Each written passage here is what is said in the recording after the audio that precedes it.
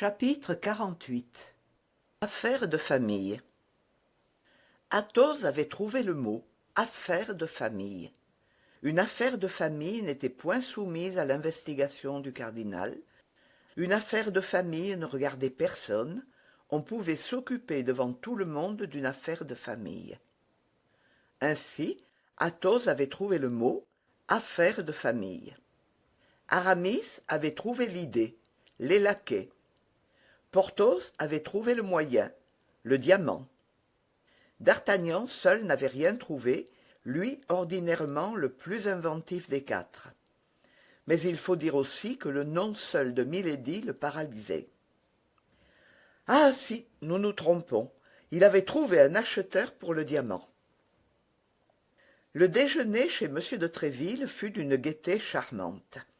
D'Artagnan avait déjà son uniforme. Comme il était à peu près de la même taille qu'Aramis, et qu'Aramis, largement payé, comme on se le rappelle, par le libraire qui lui avait acheté son poème, avait fait tout en double, il avait cédé à son ami un équipement complet. D'Artagnan eût été au comble de ses vœux s'il n'eût point vu pointer Milady comme un nuage sombre à l'horizon. Après déjeuner, on convint qu'on se réunirait le soir au logis d'Athos, et que là on terminerait l'affaire. D'Artagnan passa la journée à montrer son habit de mousquetaire dans toutes les rues du camp. Le soir, à l'heure dite, les quatre amis se réunirent. Il ne restait plus que trois choses à décider. Ce qu'on écrirait aux frères de Milady, ce qu'on écrirait à la personne à droite de Tours, et quels seraient les laquais qui porteraient les lettres. Chacun offrait le sien. Athos parlait de la discrétion de Grimaud, qui ne parlait que lorsque son maître lui décousait la bouche. Porthos vantait la force de Mousqueton, qui était de taille à rosser 4 hommes de complexion ordinaire. Aramis, confiant dans l'adresse de Bazin, faisait un éloge pompeux de son candidat.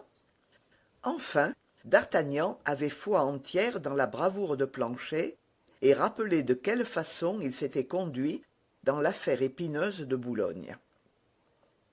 Ces 4 vertus disputèrent longtemps le prix et donnèrent lieu à de magnifiques discours que nous ne rapporterons pas ici, de peur qu'ils ne fassent longueur. Malheureusement, dit Athos, il faudrait que celui qu'on enverra possédât en lui seul les 4 qualités réunies. Mais où rencontrer un pareil laquais? Introuvable, dit Athos, je le sais bien. Prenez donc Grimaud, prenez Mousqueton, prenez Bazin, prenez Planchet. Planchet est brave et adroit, c'est déjà 2 qualités sur 4. Messieurs, dit Aramis, le principal n'est pas de savoir lequel de nos 4 laquais est le plus discret, le plus fort, le plus adroit ou le plus brave. Le principal est de savoir lequel aime le plus l'argent. Ce que dit Aramis est plein de sens, reprit Athos. Il faut spéculer sur les défauts des gens et non sur leurs vertus. Monsieur l'abbé, vous êtes un grand moraliste. Sans doute, répliqua Aramis, car non seulement nous avons besoin d'être bien servis pour réussir, mais encore pour ne pas échouer. Car, en cas d'échec, il y va de la tête, non pas pour les laquais. Plus bas, Aramis, dit Athos. C'est juste, non pas pour les laquais, reprit Aramis, mais pour le maître, et même pour les maîtres. Nos valets nous sont-ils assez dévoués pour risquer leur vie pour nous? Non. Ma foi, dit D'Artagnan, je répondrais presque de Planchet, moi. Eh bien, mon cher ami, ajoutez à son dévouement naturel une bonne somme qui lui donne quelque aisance, et alors, au lieu d'en répondre une fois, répondez-en 2. Eh, bon Dieu, vous serez trompé tout de même, dit Athos, qui était optimiste quand il s'agissait des choses et pessimiste quand il s'agissait des hommes. Ils promettront tout pour avoir de l'argent, et en chemin, la peur les empêchera d'agir. Une fois pris, on les serrera. Serrés, ils avoueront.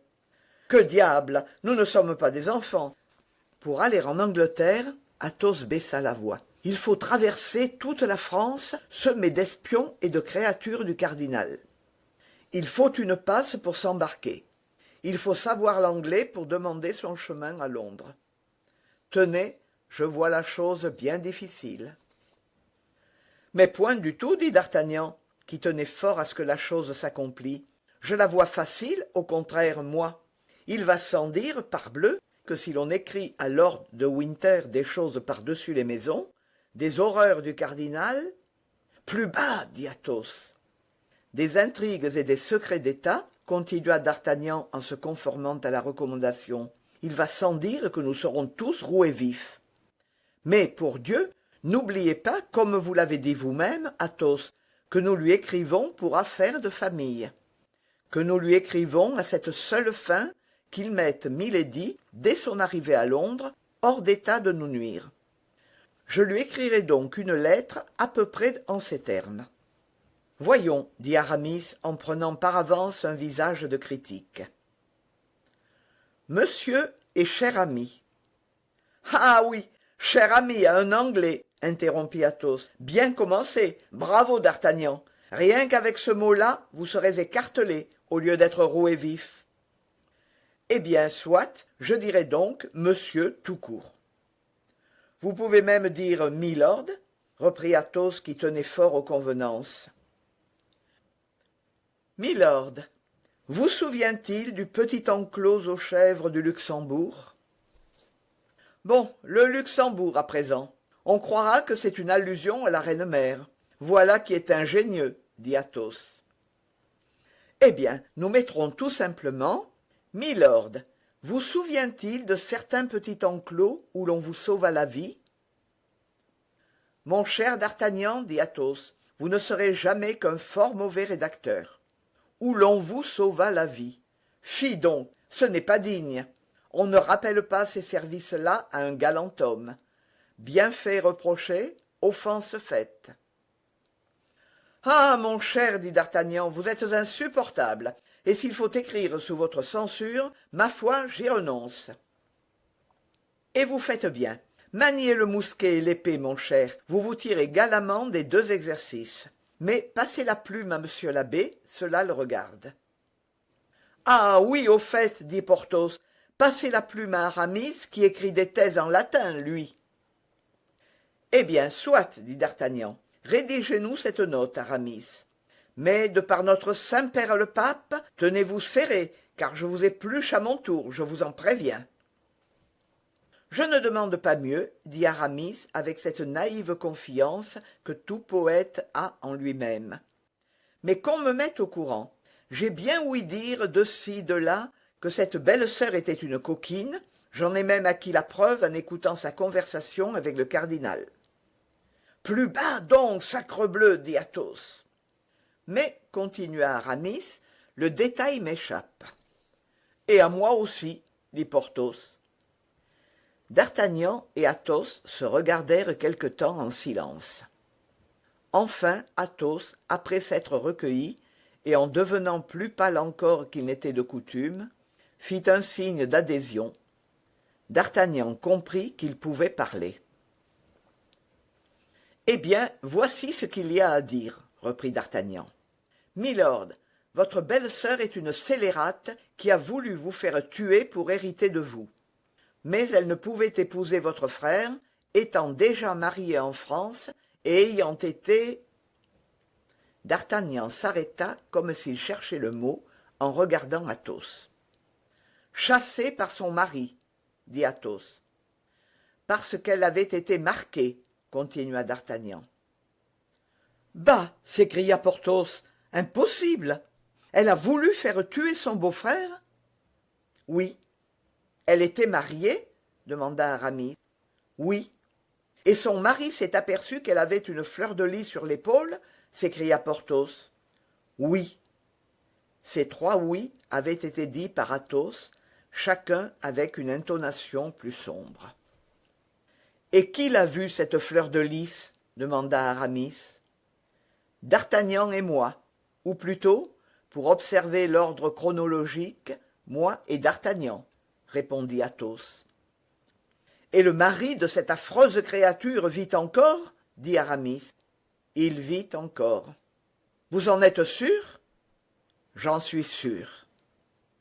Il y eut un instant de froid silence, pendant lequel chacun se sentit impressionné selon sa nature. Cette fois, reprit Athos, interrompant le premier le silence, d'Artagnan nous a donné un excellent programme, et c'est cela qu'il faut écrire d'abord. Diable, vous avez raison, Athos, reprit Aramis, et la rédaction est épineuse. Monsieur le chancelier lui-même serait embarrassé pour rédiger une épître de cette force, et cependant, monsieur le chancelier rédige très agréablement un procès-verbal. N'importe, taisez-vous, j'écris.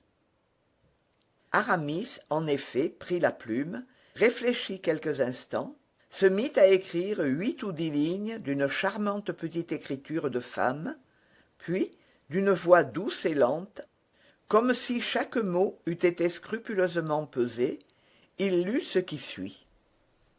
Milord, la personne qui vous écrit ces quelques lignes a eu l'honneur de croiser l'épée avec vous dans un petit enclos de la rue d'Enfer. Comme vous avez bien voulu, depuis, vous dire plusieurs fois l'ami de cette personne, elle vous doit de reconnaître cette amitié par un bon avis. 2 fois, vous avez failli être victime d'une proche parente que vous croyez votre héritière, parce que vous ignorez qu'avant de contracter mariage en Angleterre, elle était déjà mariée en France. Mais la 3e fois, qui est celle-ci, vous pouvez y succomber. Votre parente est partie de La Rochelle pour l'Angleterre pendant la nuit. Surveillez son arrivée, car elle a de grands et terribles projets. Si vous tenez absolument à savoir ce dont elle est capable, lisez son passé sur son épaule gauche. Eh bien, voilà qui est à merveille, dit Athos, et vous avez une plume de secrétaire d'État, mon cher Aramis. Lord de Winter fera bonne garde maintenant, si toutefois la vie lui arrive. Et tomba-t-il aux mains de son éminence elle-même, nous ne saurions être compromis. Mais comme le valet qui partira pourrait nous faire croire qu'il a été à Londres et s'arrêter à Châtellerault, nous ne lui donnons avec la lettre que la moitié de la somme, en lui promettant l'autre moitié en échange de la réponse. « Avez-vous le diamant ?» continua Athos. « J'ai mieux que cela, j'ai la somme. » Et d'Artagnan jeta le sac sur la table. Au son de l'or, Aramis leva les yeux. Porthos tressaillit. Quant à Athos, il resta impassible. « Combien dans ce petit sac ?» dit-il. « 7000 livres en louis de 12 francs. »« 7000 livres !» s'écria Porthos. « Ce mauvais petit diamant valait 7000 livres !»« Il paraît, dit Athos, puisque les voilà. Je ne présume pas que notre ami d'Artagnan y ait mis du sien. »« Mais, messieurs, dans tout cela, dit d'Artagnan, nous ne pensons pas à la reine. Soignons un peu la santé de son cher Buckingham, c'est le moins que nous lui devions. »« C'est juste, dit Athos, mais ceci regarde Aramis. »« Eh bien, répondit celui-ci en rougissant, que faut-il que je fasse ?»« Mais, répliqua Athos, c'est tout simple. Rédigez une seconde lettre pour cette adroite personne qui habite Tours. » Aramis reprit la plume, se mit à réfléchir de nouveau, et écrivit les lignes suivantes qu'il soumit à l'instant même à l'approbation de ses amis. « Ma chère cousine. »« Ah, dit Athos, cette personne à droite est votre parente. »« Cousine germaine, dit Aramis. »« Va donc pour cousine. » Aramis continua. « Ma chère cousine, son éminence le cardinal, que Dieu conserve pour le bonheur de la France et la confusion des ennemis du royaume, est sur le point d'en finir avec les rebelles hérétiques de La Rochelle. Il est probable que le secours de la haute anglaise n'arrivera pas même en vue de la place. J'oserais même dire que je suis certain que M. de Buckingham sera empêché de partir par quelque grand événement. Son éminence est le plus illustre politique des temps passés, du temps présent et probablement des temps à venir. Il éteindrait le soleil si le soleil le gênait. Donnez ces heureuses nouvelles à votre sœur, ma chère cousine. J'ai rêvé que cet Anglais maudit était mort. Je ne puis me rappeler si c'était par le fer ou par le poison. Seulement, ce dont je suis sûr, c'est que j'ai rêvé qu'il était mort. Et, vous le savez, mes rêves ne me trompent jamais. Assurez-vous donc de me voir revenir bientôt. À merveille, s'écria Athos. Vous êtes le roi des poètes, mon cher Aramis. Vous parlez comme l'Apocalypse, et vous êtes vrai comme l'Évangile. Il ne vous reste maintenant que l'adresse à mettre sur cette lettre. C'est bien facile, dit Aramis. Il plia coquettement la lettre, la reprit et écrivit à Mademoiselle Marie Michon, lingère à Tours. Les trois amis se regardèrent en riant. Ils étaient pris. Maintenant, dit Aramis, vous comprenez, messieurs, que Bazin seul peut porter cette lettre à Tours. Ma cousine ne connaît que Bazin et n'a confiance qu'en lui. Tout autre ferait échouer l'affaire. D'ailleurs, Bazin est ambitieux et savant. Bazin a lu l'histoire, messieurs. Il sait que Sixte Quint est devenu pape après avoir gardé les pourceaux. Eh bien, comme il compte se mettre à l'église en même temps que moi, il ne désespère pas à son tour de devenir pape, ou tout au moins cardinal. Vous comprenez qu'un homme qui a de pareilles visées ne se laissera pas prendre, ou, s'il est pris, subira le martyre plutôt que de parler. Bien, bien, dit d'Artagnan, je vous passe de grand cœur Bazin. Mais passez-moi Planchet. Milady l'a fait jeter à la porte certains jours avec force coups de bâton. Or Planchet a une bonne mémoire, et, je vous en réponds, s'il peut supposer une vengeance possible, il se fera plutôt échiner que d'y renoncer. Si vos affaires de Tours sont vos affaires, Aramis, celles de Londres sont les miennes. Je prie donc qu'on choisisse Planchet, lequel d'ailleurs a déjà été à Londres avec moi, et sait dire très correctement « London, sir, if you please » et « My master, Lord d'Artagnan ».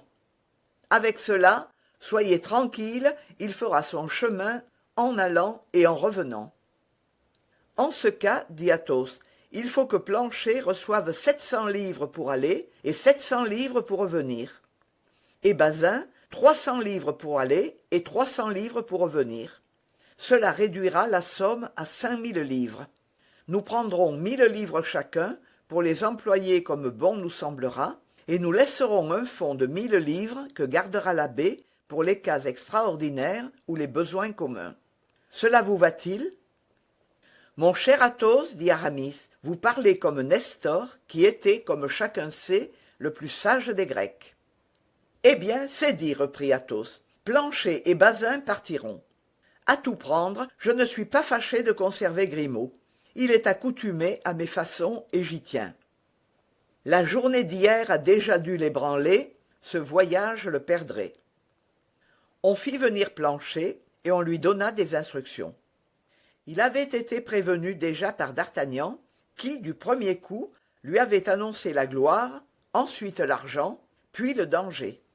« Je porterai la lettre dans le parement de mon habit, dit Planchet, et je l'avalerai si l'on me prend. »« Mais alors tu ne pourras pas faire la commission, dit d'Artagnan. »« Vous m'en donnerez ce soir une copie que je saurai par cœur demain. » D'Artagnan regarda ses amis comme pour leur dire « Eh bien, que vous avais-je promis ?»« Maintenant, continua-t-il en s'adressant à Planchet, tu as 8 jours pour arriver près de Lord de Winter.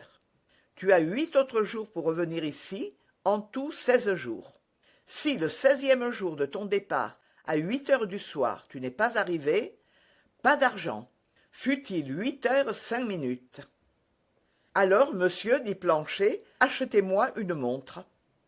Prends celle-ci, dit Athos en lui donnant la sienne avec une insouciante générosité, et sois brave garçon.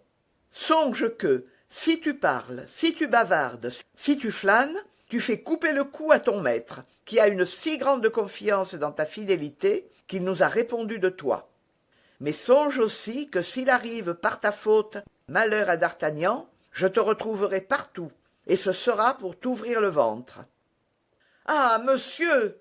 dit Planchet, humilié du soupçon, et surtout effrayé de l'air calme du mousquetaire. Et moi, dit Porthos en roulant ses gros yeux, songe que je t'écorche vif. Ah, monsieur! Et moi, continua Aramis de sa voix douce et mélodieuse, songe que je te brûle à petit feu comme un sauvage. Ah, monsieur! Et Planchet se mit à pleurer. Nous n'oserions dire si ce fut de terreur à cause des menaces qui lui étaient faites, ou d'attendrissement de voir quatre amis si étroitement unis. D'Artagnan lui prit la main et l'embrassa. « Vois-tu, Planchet, lui dit-il, ces messieurs te disent tout cela par tendresse pour moi, mais, au fond, ils t'aiment. »« Ah, monsieur, dit Planchet, ou je réussirai, ou l'on me coupera en quatre. Me coupa-t-on en quatre, soyez convaincus qu'il n'y a pas un morceau qui parlera. » Il fut décidé que Planchet partirait le lendemain à 8 heures du matin, afin, comme il l'avait dit, qu'il pût pendant la nuit apprendre la lettre par cœur.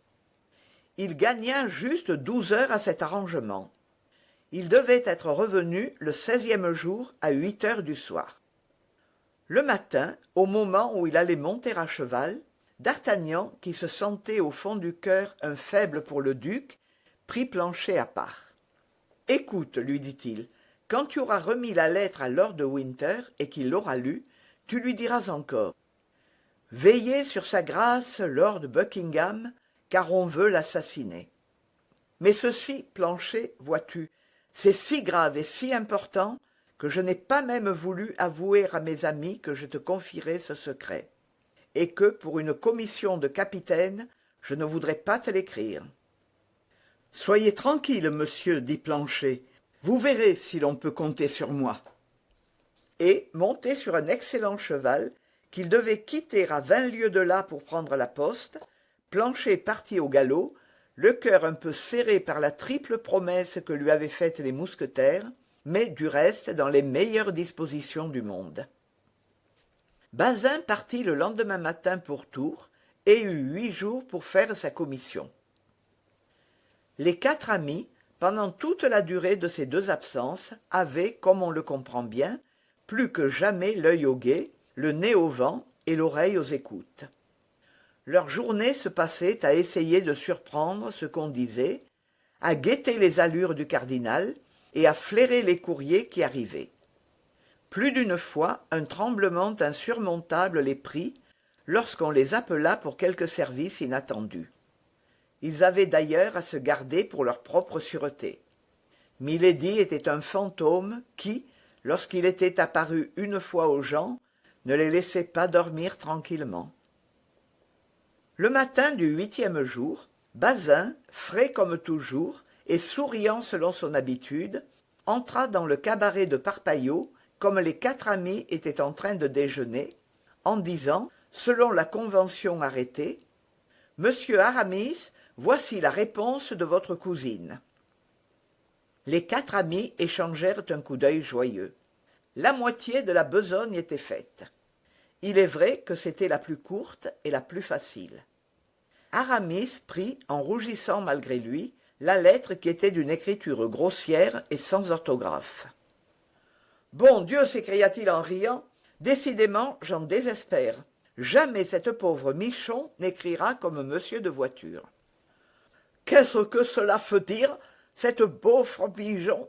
demanda le Suisse, qui était en train de causer avec les quatre amis quand la lettre était arrivée. « Oh, mon Dieu, moins que rien, dit Aramis, une petite lingère charmante que j'aimais fort et à qui j'ai demandé quelques lignes de sa main en manière de souvenir. »« Du Dieu, dit le Suisse, Zizella, il est aussi grande dame que son aigridure. Vous l'êtes en bonne fortune, mon camarade. » Aramis lut la lettre et la passa à Athos. « Voyez donc ce qu'elle m'écrit, Athos, dit-il. » Athos jeta un coup d'œil sur l'épître et, pour faire évanouir tous les soupçons qui auraient pu naître, lut tout haut. « Mon cousin, ma sœur et moi devinons très bien les rêves, et nous en avons même une peur affreuse. Mais du vôtre, on pourra dire, je l'espère, tout songe est mensonge. Adieu, portez-vous bien, et faites que de temps en temps nous entendions parler de vous. Aglaé Michon. Et de quel rêve parle-t-elle demanda le dragon, qui s'était approché pendant la lecture. Foui, de quel rêve dit le Suisse. Eh, pardieu, dit Aramis, c'est tout simple, d'un rêve que j'ai fait et que je lui ai raconté. Oh, foui, pardieu, c'est tout simple de raconter son rêve, mais moi, je ne rêve jamais. Vous êtes fort heureux, dit Athos en se levant, et je voudrais bien pouvoir en dire autant que vous. Jamais, reprit le Suisse, enchanté qu'un homme comme Athos lui enviât quelque chose. Jamais, jamais. D'Artagnan, voyant qu'Athos se levait, en fit autant, prit son bras et sortit. Porthos et Aramis restèrent pour faire face au quolibet du dragon et du Suisse. Quant à Bazin, il s'alla coucher sur une botte de paille. Et comme il avait plus d'imagination que le Suisse, il rêva que M. Aramis, devenu pape, le coiffait d'un chapeau de cardinal. Mais, comme nous l'avons dit, Bazin n'avait, par son heureux retour, enlevé qu'une partie de l'inquiétude qui aiguillonnait les quatre amis. Les jours de l'attente sont longs, et d'Artagnan surtout aurait parié que les jours avaient maintenant 48 heures. Il oubliait les lenteurs obligées de la navigation, il s'exagérait la puissance de Milady. Il prêtait à cette femme, qui lui apparaissait pareille à un démon, des auxiliaires surnaturels comme elle. Il s'imaginait, au moindre bruit, qu'on venait l'arrêter, et qu'on ramenait Planchet pour le confronter avec lui et ses amis. Il y a plus. Sa confiance, autrefois si grande dans le digne Picard, diminuait de jour en jour. Cette inquiétude était si grande qu'elle gagnait Porthos et Aramis. Il n'y avait qu'Athos qui demeurât impassible, comme si aucun danger ne s'agitait autour de lui et qu'il respirât son atmosphère quotidienne. Le 16e jour surtout, ces signes d'agitation étaient si visibles chez d'Artagnan et ses deux amis qu'ils ne pouvaient rester en place et qu'ils erraient comme des ombres sur le chemin par lequel devait revenir Planchet. Vraiment, leur disait Athos, vous n'êtes pas des hommes mais des enfants, pour qu'une femme vous fasse si grand-peur. Et de quoi s'agit-il après tout? D'être emprisonnés. Eh bien, on nous tirera de prison. On en a bien retiré madame Bonacieux. D'être décapités? Mais tous les jours, dans la tranchée, nous allons joyeusement nous exposer à pis que cela, car un boulet peut nous casser la jambe, et je suis convaincu qu'un chirurgien nous fait plus souffrir en nous coupant la cuisse qu'un bourreau en nous coupant la tête. Demeurez donc tranquilles, dans 2 heures, dans 4, dans 6 heures au plus tard, Planchet sera ici. Il a promis d'y être, et moi, j'ai très grande foi aux promesses de Planchet, qui m'a l'air d'un fort brave garçon. Mais s'il n'arrive pas, dit d'Artagnan. Eh bien, s'il n'arrive pas, c'est qu'il aura été retardé, voilà tout. Il peut être tombé de cheval, il peut avoir fait une cabriole par-dessus le pont, il peut avoir couru si vite qu'il en ait attrapé une fluxion de poitrine. Eh, messieurs, faisons donc la part des événements. La vie est un chapelet de petites misères que le philosophe égrène en riant. Soyez philosophes comme moi, messieurs, mettez-vous à table et buvons. Rien ne fait paraître l'avenir couleur de rose comme de le regarder à travers un verre de chambertin. C'est fort bien, répondit d'Artagnan, mais je suis las d'avoir à craindre, en buvant frais, que le vin ne sorte de la cave de Milady. Vous êtes bien difficile, dit Athos, une si belle femme. Une femme de marque, dit Porthos avec son gros rire. Athos tressaillit, passa la main sur son front pour en essuyer la sueur, et se leva à son tour avec un mouvement nerveux qu'il ne put réprimer. Le jour s'écoula cependant, et le soir vint plus lentement, mais enfin il vint. Les buvettes s'emplirent de chalands. Athos, qui avait empoché sa part du diamant, ne quittait plus le parpaillot. Il avait trouvé dans M. de Busigny qui au reste leur avait donné un dîner magnifique, un partner digne de lui. Ils jouaient donc ensemble, comme d'habitude, quand 7 heures sonnèrent. On entendit passer les patrouilles qui allaient doubler les postes. À 7h30, la retraite sonna. « Nous sommes perdus !» dit d'Artagnan à l'oreille d'Athos. « Vous voulez dire que nous avons perdu ?» dit tranquillement Athos en tirant 4 pistoles de sa poche et en les jetant sur la table. « Allons, messieurs, continua-t-il, on bat la retraite, allons nous coucher. » Et Athos sortit du parpaillot, suivi de d'Artagnan. Aramis venait derrière, donnant le bras à Porthos. Aramis mâchonnait des vers, et Porthos s'arrachait de temps en temps quelques poils de moustache, en signe de désespoir. Mais voilà que tout à coup, dans l'obscurité, une ombre se dessine, dont la forme est familière à d'Artagnan, et qu'une voix bien connue lui dit « Monsieur, je vous apporte votre manteau, car il fait frais ce soir. »« Planchet !» s'écria d'Artagnan, ivre de joie. « Planchet !» répétèrent Porthos et Aramis. « Eh bien oui, Planchet, » dit Athos. « Qu'y a-t-il d'étonnant à cela ? Il avait promis d'être de retour à 8 heures, et voilà les 8 heures qui sonnent. Bravo ! Planchet, vous êtes un garçon de parole, et si jamais vous quittez votre maître, je vous garde une place à mon service. »« Oh non, jamais, dit Planchet, jamais je ne quitterai monsieur d'Artagnan. » En même temps, d'Artagnan sentit que Planchet lui glissait un billet dans la main. D'Artagnan avait grande envie d'embrasser Planchet au retour, comme il avait embrassé au départ. Mais il eut peur que cette marque d'effusion, donnée à son laquais en pleine rue, ne parût extraordinaire à quelques passants, et il se contint. « J'ai le billet, » dit-il à Athos et à ses amis. « C'est bien, dit Athos, entrons chez nous et nous le lirons. » Le billet brûlait la main de d'Artagnan. Il voulait hâter le pas. Mais Athos lui prit le bras et le passa sous le sien, et force fut au jeune homme de régler sa course sur celle de son ami. Enfin, on entra dans la tente, on alluma une lampe, et tandis que Planchet se tenait sur la porte pour que les 4 amis ne fussent pas surpris, d'Artagnan, d'une main tremblante, brisa le cachet et ouvrit la lettre tant attendue. Elle contenait une demi-ligne, d'une écriture toute britannique et d'une concision toute spartiate. « Thank you, be easy », ce qui voulait dire « Merci, soyez tranquille ». Athos prit la lettre des mains de d'Artagnan, l'approcha de la lampe, y mit le feu, et ne la lâcha point qu'elle ne fût réduite en cendres. Puis, appelant Planchet, « Maintenant, mon garçon, lui dit-il, tu peux réclamer tes 700 livres, mais tu ne risquais pas grand-chose avec un billet comme celui-là. »« Ce n'est pas faute que j'ai inventé bien des moyens de le serrer, dit Planchet. »« Eh bien, dit d'Artagnan, conte-nous cela. »« Dame, c'est bien long, monsieur. »« Tu as raison, Planchet, dit Athos.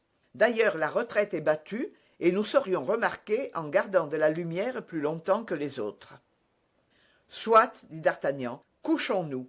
Dors bien, Planchet. »« Ma foi, monsieur, ce sera la première fois depuis 16 jours. »« Et moi aussi, dit d'Artagnan. »« Et moi aussi, répéta Porthos. »« Et moi aussi, répéta Aramis. »« Eh bien, voulez-vous que je vous avoue la vérité ? Et moi aussi, dit Athos.